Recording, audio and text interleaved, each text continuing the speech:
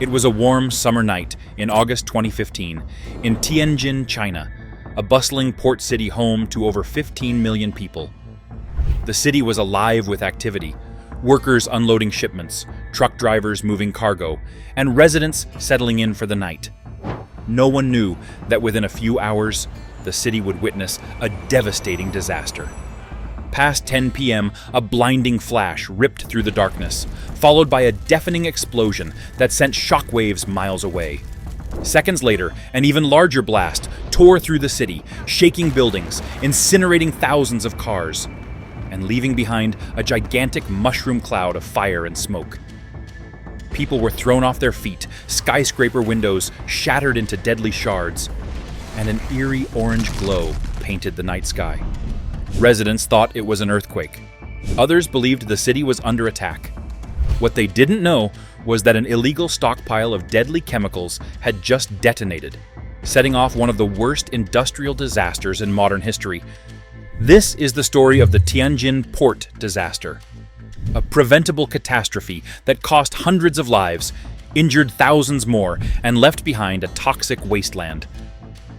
Before we start, please take a second to click on that subscribe button, as it's the best way to support this channel. Tianjin, a sprawling metropolis on China's northeastern coast, is more than just a city. It's a lifeline for global trade. Every day, massive container ships glide into its harbors, unloading millions of tons of cargo destined for markets across the world.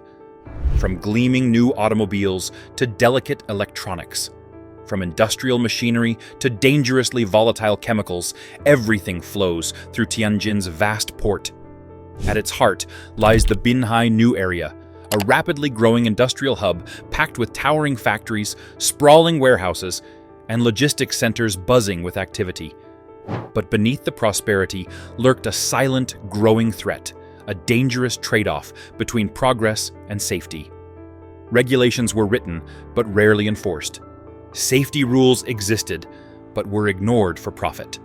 In the midst of this unchecked expansion stood Ruihai Logistics, a chemical storage company that held tons of hazardous materials. Despite the dangers, these deadly substances were stockpiled just meters from homes and businesses. No one knew it then, but the city was living on borrowed time, a disaster waiting to happen.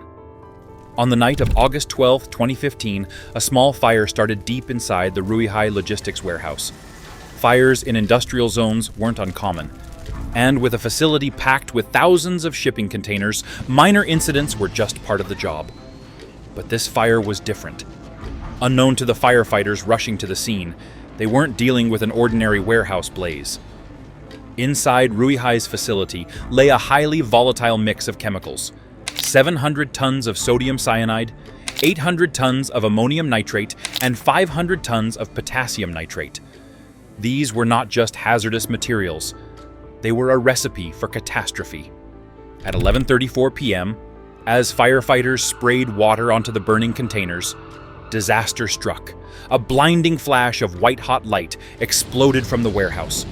The blast, equivalent to 3 tons of TNT, sent fireballs rocketing into the night sky. Buildings shook and a roaring firestorm spread through the industrial zone. But the worst was yet to come.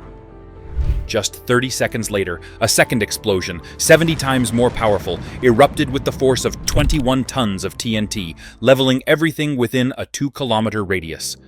The sky turned orange as a fireball hundreds of meters wide lit up the darkness. Security cameras captured a mushroom cloud rising into the air, and shipping containers flew through the air like missiles. People hundreds of meters away were thrown off their feet by the force of the blast. Then came the rain of debris, chunks of concrete, burning metal, and toxic chemicals scattered across the city. Thousands of cars in a nearby parking lot burst into flames instantly. Apartment buildings collapsed. The ground was littered with shattered glass and bloodied survivors desperately trying to escape. And the worst part? The firefighters who first responded were still at the scene when the second explosion happened. Many of them were instantly vaporized, while others were thrown into the air by the sheer force of the blast. It was a nightmare that no one saw coming. By sunrise on August 13th, the scale of destruction was horrifying. The once bustling port lay in ruins. Craters the size of city blocks scarred the earth, and thousands of lives were changed forever. 173 people were confirmed dead, including 104 firefighters who had been caught in the blast. Rescue workers combed through the rubble, searching for survivors. 800 people were hospitalized, many suffering from severe burns, chemical poisoning, and blunt force trauma. More than 17,000 homes were damaged, leaving thousands homeless. 8,000 cars in a nearby parking lot were incinerated. The blast caused $1.1 billion in insurance losses, making it one of China's most expensive disasters. There was another looming threat: the toxic chemical contamination. The explosions had spread sodium cyanide across the blast zone, poisoning the air, soil, and water. Officials scrambled to contain the contamination, even using hydrogen peroxide to neutralize the cyanide. But the damage was already done. Nearby fish began to die, raising fears of long-term water contamination. Residents worried about the health risks of breathing in toxic fumes. And as the government investigated, an ugly truth came to light: this disaster could have been prevented. The Ruihai logistics facility wasn't just any warehouse. It was a ticking time bomb. Inside, investigators later discovered 700 tons of sodium cyanide, a chemical so deadly that a single teaspoon can kill a person. Alongside it were huge quantities of ammonium nitrate and potassium nitrate. So the question was, how did such dangerous chemicals end up so close to a densely populated area? Under Chinese law, hazardous materials must be stored at least 1,000 meters from residential areas. But Ruihai's warehouse was just 600 meters away from thousands of apartments, office buildings, and businesses. Also, Ruihai Logistics had a dark secret: they had obtained their permits through bribes. Government officials were paid off to ignore safety regulations, allowing the company to store deadly chemicals in an area that was never meant to handle such materials. To make matters worse, the chemicals were improperly stored, with flammable substances stacked next to oxidizers, creating the perfect conditions for a catastrophe. And then, there was the biggest mistake of all: the way the firefighters responded. When the first responders arrived, they used water to put out the flames. A deadly mistake. Sodium cyanide reacts violently with water, releasing highly toxic hydrogen cyanide gas. This likely triggered the massive explosions, making the situation far worse.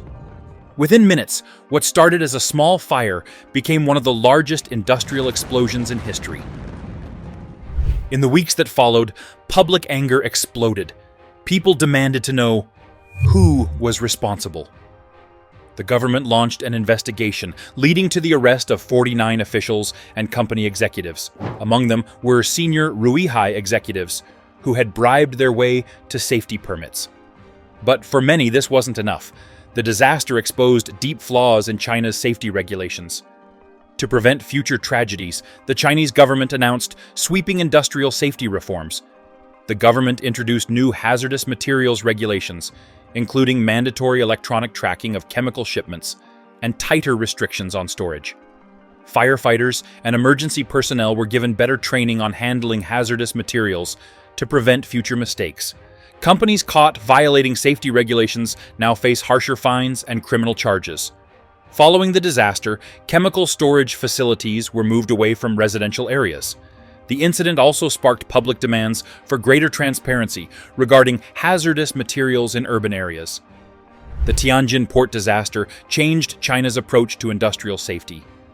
But it also left scars that would never heal. Families who lost loved ones were never fully compensated. Many survivors suffered long-term health effects. And for those who witnessed the explosion firsthand, the psychological trauma remained. The disaster was a wake-up call for China and the world. It showed what happens when greed and corruption override safety, and when poor regulations put lives at risk. But could this happen again? Unfortunately, yes.